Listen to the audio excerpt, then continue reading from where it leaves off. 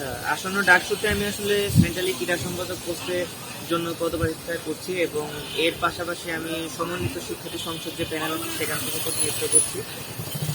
আর ডাকসু নিয়ে অবশ্যই প্রত্যাশা আমাদের খুবই ভালো, কারণ হচ্ছে যে অনেক বছর পর আমাদের ডাকসু আবার পুনরায় হচ্ছে। পাশাপাশি আমাদের হলগুলোতে এবং বিভাগে একটা আমেজ বিরাজ করছে, আসলে সবার সাথে সবার পরিচিতি বাড়ছে এবং একটা কম্বিনেশন হচ্ছে আমাদের প্রত্যেকের সাথে। পাশাপাশি আমরা যারা প্রার্থী আছি এবং ভোটার আছি তাদের যে একটা মেলবন্ধন আপনারা দেখতে পাচ্ছেন, তো এটাই আসলে আমাদের সবাইকে আনন্দিত করছে। আচ্ছা, আপনার কাছে আরেকটা বিষয় জানতে চাচ্ছি যে দীর্ঘ 6 বছর পর নির্বাচন হচ্ছে, তো আপনি কি মনে করেন এই নির্বাচন একেবারে সুষ্ঠু নির্বাচন হবে? হ্যাঁ, আমি অবশ্যই প্রত্যাশা রাখি, কারণ জানেন যে আপনারা এই বছর দেশে অনেক পরিবর্তন এসেছে এবং আমরা তো নতুনভাবে বাংলাদেশ গড়ার নিয়তেই কাজ করে যাচ্ছিলাম। আমাদের শিক্ষার্থী রয়েছে, ওভারঅল বাংলাদেশের পলিসি মেকিংয়ে যারা রয়েছে, তো সেই জায়গা থেকে তো ডাকসু ইলেকশন আমরা বরাবরের মধ্যে প্রত্যাশা রাখবো যাতে ফেয়ার ইলেকশন হয় এবং আমরা যারা ভোটার আছি, যারা শিক্ষার্থী আছে, তারা সুন্দরভাবে যেন এই ডাকসুটা আমরা প্রতিবার যেন করতে পারি, সেই জন্য কোনো ঝামেলা না হয় এবং আমরা সুশৃঙ্খলভাবে ভোট দিব। ফেয়ার ইলেকশনের মাধ্যমে যে যোগ্য সে অবশ্যই বের হয়ে আসবে, এই প্রত্যাশা রাখি। আচ্ছা, একজন প্রার্থী হিসাবে দাবি প্রশাসনের কাছে আপনার কিরকমই থাকবে যে নির্বাচন সুষ্ঠু করার জন্য দাবি প্রশাসনের করণীয়?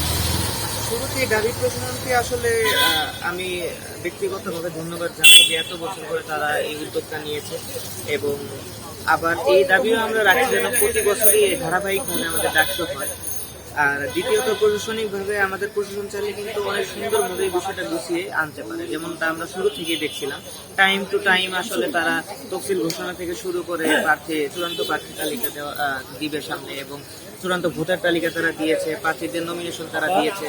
তো সবকিছু যেহেতু গতানুগতিক ভাবে চলছে, তো প্রশাসনের কাছে এইটাই আশা রাখবো যে তারা যাতে সুন্দরভাবে নির্বাচনটা শেষ করতে পারে এবং সবাইকে সমন্বিত করে আমাদের এই ডাকসু গঠন হওয়ার মধ্য দিয়ে ঢাকা বিশ্ববিদ্যালয় তথা বাংলাদেশ সুন্দরভাবে এগিয়ে যাবে এবং যে কোনো সমস্যা শিক্ষার্থীদের যত ধরনের দাবি দেওয়া আছে সুন্দরভাবে পূরণ করবে, এটাই প্রশাসনের কাছে আমাদের।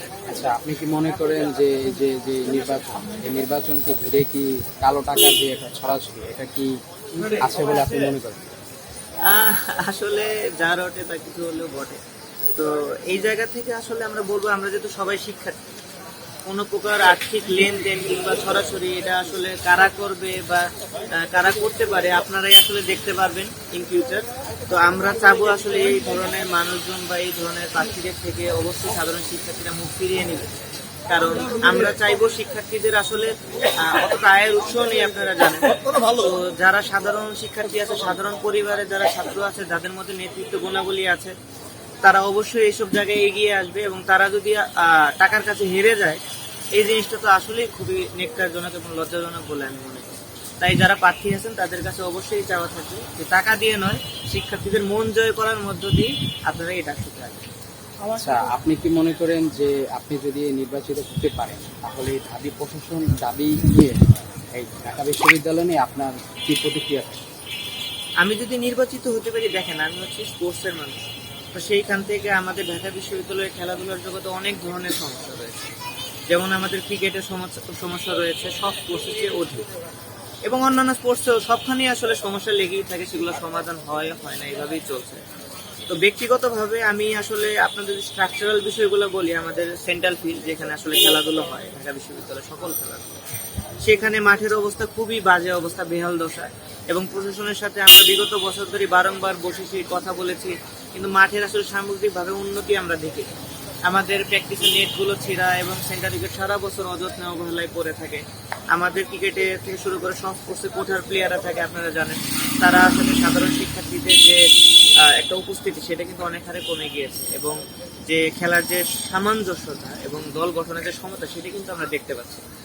তো এইভাবে করে আসলে খেলার মধ্যে যে সুস্থ পরিবেশ সেটাও বিঘ্নিত হচ্ছে এবং পাশাপাশি আমার সাধারণ শিক্ষার্থীরা আসলে খেলাধুলা থেকে মুখ ফিরিয়ে নিচ্ছে, তারা আসলে আনফেয়ার ভাবে তারা ক্ষতিগ্রস্ত হচ্ছে। তো সেই জায়গাগুলো আমরা পরিষ্কার চাই, আমরা খেলার মাঠে সামঞ্জস্য চাই, সমতা চাই, এবং পাশাপাশি আমাদের সাধারণ শিক্ষার্থীরা যাতে খেলাধুলায় এগিয়ে আসতে পারে, মাঠে সংস্কার হয় এবং আমাদের জিমনেশিয়াম জানেন অনেক আগের আমলের জিনিসপত্র ব্যায়ামাগারে রয়েছে, সেগুলো চেঞ্জ করে নতুন জিনিসপত্র আনতে হবে, আধুনিকায়ন করতে হবে।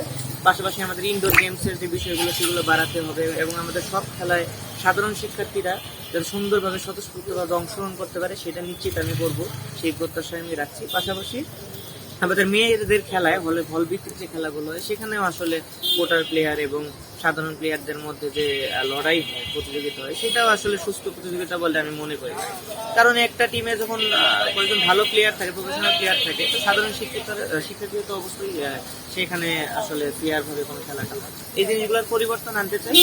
পাশাপাশি সামগ্রিকভাবে বিশ্ববিদ্যালয়ের শিক্ষার্থীদের যেটা প্রয়োজন সেই জায়গায় আমি কাজ করে যাই। কিছু বলবেন? আচ্ছা, আমি বলতে চাচ্ছি যে আপনার আজকে বিকেলের সংবাদ সম্মেলনে উমা ফাতেমা নির্বাচন কমিশনারকে নিয়ে একটু শঙ্কা প্রকাশ করেছে, নির্বাচনে হয়তো কোনো ধরনের অকৃতকার্য ঘটতে পারে। এবং গতকাল কমিশনারকে আমি প্রশ্ন রাখছিলাম যে দেখা গেছে যে হলে হলে ছাত্র শিবির তারা ক্যাম্পেইন করছে, যেটা নির্বাচনের আগে বা নিষেধ করা হয়েছে। ঘোষণাপত্রের আগে, যেটা উচিত নয়, নির্বাচন পরিপন্থীর বাহিরে। তো উনি গতকালই তখন আমাকে আশ্বস্ত করলো যে তারা এটার জন্য একটি নোটিশ দিবেন। তো আপনি এইসব বিষয়কে কি মনে করছেন? কমিশনের এইসব বিষয়ে সচেতন হওয়া দরকার না?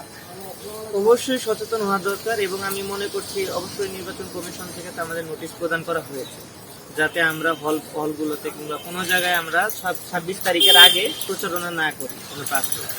তো নিয়ম তো আপনাকে মানতেই হবে এবং ওইখানে কিন্তু উল্লেখ করে দেওয়া হয়েছে কেউ যদি নিয়ম রুলস ব্রেক করে তাহলে কিন্তু তাকে শাস্তির আওতায় আনা হবে। তো এগুলো অবশ্যই মাথায় রাখতে হবে। আর একটু সংখ্যা কাজ করেই দেখা যাচ্ছে যে আসলে যে কোনো দলই হোক, আমি মেনশন করতে চাই না, তারা আসলে বিশ্ববিদ্যালয়ের সিদ্ধান্তের প্রতি শ্রদ্ধাশীল হওয়া উচিত। আর পাশাপাশি মনে করছি যে এই বিষয়গুলো মাথায় রেখে আসলে প্রার্থীরা করতে হবে, কারণ বিশ্ববিদ্যালয়ের যে নীতিমালাগুলো রয়েছে, যে রুলসগুলো রয়েছে আমাদের ডাকসু নির্বাচনে, সেটা ব্রেক করে আসলে কোনো দলই আসা উচিত নয়। এর মধ্যে আসলে সাধারণ শিক্ষার্থীদের মধ্যে মিশ্র প্রতিক্রিয়া হতে পারে। তো শিক্ষার্থীদের আপনি কি ধরনের একটা বার্তা রাখবেন যে যারা এই নির্বাচনের নিয়ম কানুন যারা ভঙ্গ করছে, তারা ভবিষ্যতে শিক্ষার্থীদের কি ধরনের কার্যক্রম, শিক্ষার্থীদের সুবিধা নিয়ে কিভাবে কাজ করবে? তারা তো নির্বাচনের নিয়মই ভঙ্গ করবে। হ্যাঁ, এটা অবশ্যই আসলে যারা নিয়ম শৃঙ্খল জীবনযাপন করে না, নিয়ম শৃঙ্খলা মানে না, তাদের দ্বারা আসলে সাধারণ শিক্ষার্থীরা কতটুকু উপকৃত হবে এটা তো সাধারণ শিক্ষার্থীরাই বুঝবে। তো তারা তাদের মনোনীত মানুষ, সেই জন্য আসলে একটা গণতান্ত্রিক উপায়ে ভোটের মাধ্যমে যেহেতু আমাদের ডাকসু ইলেকশন হয়, তো এটা আসলে একজন তো আর প্রার্থী না যারা নিয়ম ব্রেক করবে, তার বাইরেও অনেকে, যেমন আমরা তো নিয়ম ব্রেক করছি, এরকম আরো অনেকেই আছেন। তো যোগ্যতার ভিত্তিতেই তো আসলে অ্যাকচুয়ালি শিক্ষার্থীরা ভোটটা দেবে। তো সেই জায়গা থেকে কে রুলস ব্রেক করছে, কে রুলস ব্রেক করছে, এগুলো দেখি শিক্ষার্থীরা ইনশাআল্লাহ ভোটটা দিবে। আচ্ছা, দীর্ঘদিন পরে কিন্তু ডাকসু নির্বাচন, এই ডাকসু নির্বাচনকে বেশ আমেজ কিন্তু ক্যাম্পাসে আমরা দেখতে পাচ্ছি। সবগুলো রাজনৈতিক দল বা বাম সংগঠন সহ তারা কিন্তু অংশগ্রহণ করছে। সেই দিক থেকে আপনার একটি স্বতন্ত্র প্যানেল, রাজনৈতিক দলের সাথে আপনারা কিভাবে চ্যালেঞ্জ মোকাবিলা করবেন, আপনাদের পক্ষ থেকে আপনারা কিভাবে মোকাবিলা করবেন? দেখেন, আমাদের প্যানেল ব্যক্তিগতভাবে রাজনৈতিক প্যানেলের সাথে মোকাবেলা করা, এটা আমরা ওইভাবে চিন্তা করি না। আমরা চিন্তা করি আসলে কে কোন জায়গায় যোগ্য। আমাদের যে ডাকসুর 28টা যে পদ রয়েছে, সেখানে আসলে ক্রীড়া সম্পাদক, পরিবহন সম্পাদক থেকে শুরু করে ডিএসসি, আসলে কে কোন জায়গায় সুইটেবল সেটা আপনাদের বুঝতে হবে। আমি মাঠের মানুষ, আমি খেলাধুলা করছি, আমি জামালপুর জেলা স্কুলের ছাত্র সংসদের ভিপি ছিলাম এবং আমি নিজেও একটা দলে ক্যাপ্টেন্সি করি। তো সেইখান থেকে আমার নেতৃত্ব প্রদানের যে গুণাবলীগুলো সেগুলো বিল্ড আপ হয়েছে। তো আজকে এই পর্যায়ে আসার পরে আমরা বুঝতে পারি আসলে যোগ্য জায়গায় যোগ্য মানুষের যেতে হয়, এটা আপনারাও জানেন। তো এইখানে আমাদের প্যানেলে আসলে প্রত্যেককে আপনি দেখবেন যে যার যার জায়গায় যে যে পদে রয়েছে তারা অবশ্যই সুইটেবল এবং তারা এই পদটা ধারণ করার জন্য নিজেকে যোগ্য মনে করে এবং আমরাও যোগ্যতার ভিত্তিতেই আসলে এভাবে করে প্যানেলটা সাজিয়েছি। আর রাজনৈতিক যে দলগুলো রয়েছে তারাও তাদের মতো করে চেষ্টা করছে জিনিসগুলো সুন্দরভাবে পূরণ করার। কিন্তু বর্তমানে যে পরিস্থিতি আমাদের দেশে, সেই জায়গা থেকে শিক্ষার্থীরা আসলে চায়, তারা স্বতন্ত্র মানুষ চায়, তাদের হয়ে অ্যাকচুয়ালি যারা কাজ করবে তাদের পাশে তারা দাঁড়াতে চায়। সেই জায়গা থেকে আমরা আমাদের প্যানেল নিয়ে অবশ্যই আশাবাদী এবং রাজনৈতিক কোনো দলের প্যানেলের চেয়েও আমরা আমাদের প্যানেলকে এগিয়ে রাখবো, কারণ আমরা মন থেকেই চাই শিক্ষার্থীদের জন্য কাজ করতে এবং জয়ী হই এবং সেটা যাই হোক, রেজাল্ট যেটাই আসুক, আমরা সবসময় শিক্ষার্থীদের পাশে ছিলাম এবং পাশে। ধন্যবাদ। আচ্ছা, লাস্টে একটা প্রশ্ন করি, শিক্ষার্থীদের নিকট আপনার প্রত্যাশা কি? শিক্ষার্থীদের নিকট অবশ্যই এটা প্রত্যাশা থাকবে, যেহেতু ডাকসু আমাদের এত বছর পরে আবার হচ্ছে এবং এটা আমরা চলমান পদ্ধতিতেই চলবে, এটা আমরা চাই। তো শিক্ষার্থীদের কাছে আমরা মনে করি যারা যোগ্য এবং যারা ভালো ইমেজের মানুষ, যাদের আপনারা মনে করেন যে ভোট দিলে আপনাদের পাশে থাকবে, আপনাদের হয়ে এক কণ্ঠস্বরে কথা বলবে, আপনারা অবশ্যই তাকে ভোট দিবেন। এবং আপনাদের ভালোবাসা সমর্থন থাকলে ভালো লোকদের যদি আপনারা নির্বাচিত করতে পারেন, তাহলে ওভারঅল কিন্তু দেশের অনেক উন্নতি হবে এবং দেশের দশের সবারই লাভ হবে। তো সেই বিষয়টা মাথায় রেখে সাধারণ শিক্ষার্থী আপনারা যারা আছেন তারা অবশ্যই ডাকসুকে নিয়ে চিন্তা করেন। ধন্যবাদ। দর্শক